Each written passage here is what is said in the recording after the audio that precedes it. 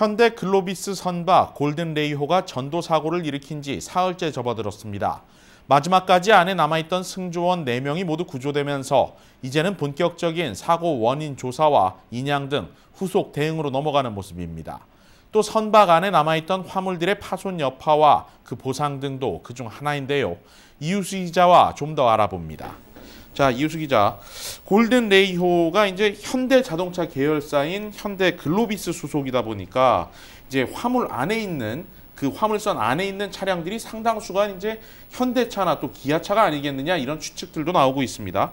또 그로 인해서 그 차량 파손으로 인해서 미국 내 판매 시장에도 영향을 미치는 거 아니냐 이런 얘기들도 나오고 있는데 결론적으로 말했을 때 좀 어떻습니까? 네, 사고 선박은 한꺼번에 차량 7,400여 대를 운송할 수 있는 대형 선박입니다. 사고 당시에는 미국에서 중동과 유럽으로 향하는 완성차 4,000여 대를 운반 중이었는데요. 네. 미국에서 수출되던 물량이 탑재됐던 만큼 미국 내수 시장에는 지장이 없을 것으로 판단되고 있습니다. 그러니까 미국으로 들어오는 배가 아니고 나가는 배였다. 그렇기 때문에 미국 내수에서는 큰 문제가 없을 것이다.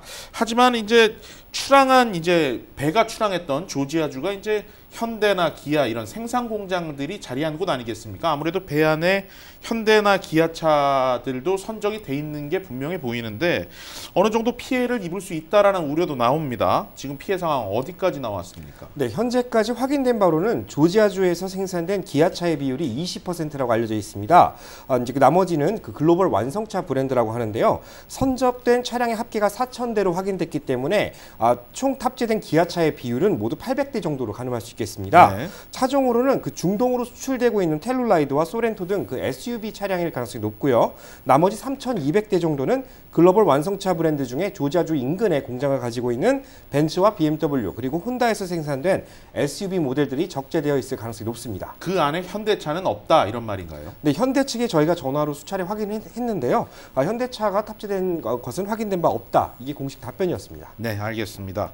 이번 사고에 대한 후속 처리도 이제 논란의 소지가 있을 수 있을 것 같습니다. 이제 사고 당시에 미국 측의 도선사가 운항을 하고 있었고 이로 인해서 이제 선주의 책임이냐 도선사의 책임이냐 이런 것들이 분쟁이 발생할 것 같은데 향후 이제 손해배상을 정산하는 방법도 이제 어떻게 이루어질지 관심입니다. 네, 현대 글로비스 측에 특별한 고의나 과실이 있어 발생한 사고가 아니기 때문에 전손 보험 처리 가능성이 높습니다. 네. 하지만 현대 글로비스가 가입한 보험사는 화물에 대한 보상 책임을 운송인, 즉 도선사에게 넘길 소지가 있는데요. 항해 과실로 발생한 화물 손해에 대해 운송인이 면책을 받는다는 상법 795조 2항이 이를 또 막아주고 있습니다. 네. 쉽게 말하면 도선사나 선장의 과실로 발생한 화물 손해에 대해서 배상 책임이 없고 보상은 보험사가 책임지게 될 가능성이 높다는 것입니다. 네. 다만 원래부터 선박에 결함이 있어서 좌초된 것이라는 조사 결과가 나왔을 경우에는 보험사 측이 선박회사 또는 선주 측을 상대로 책임을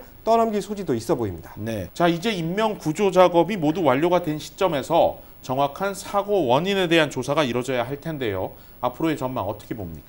네, 사고 선박이 지난 2017년 건조된 선박인 만큼 선체 노후화에 따른 결함 여부는 제기되지 않을 것으로 보입니다. 네. 현지 지형과 물살 그리고 또 다른 그 항로에서 또 다른 사고 해역을 왕복하는 또 다른 배를 피하다가 사고가 발생했다 이런 분석이 지배적인데요. 네. 사고 지역의 수심이 굉장히 낮은 만큼 배가 더 가라앉을 가능성도 없습니다. 육지로 배를 인양한 뒤에 보다 이제 정확한 분석이 이루어질 것으로 보이는데요. 조사 결과에서 배 복원성에 대한 결함 문제가 제기될 경우 또 다른 분쟁으로 이어질 것으로 보입니다. 네, 알겠습니다. 이유수 기자였습니다.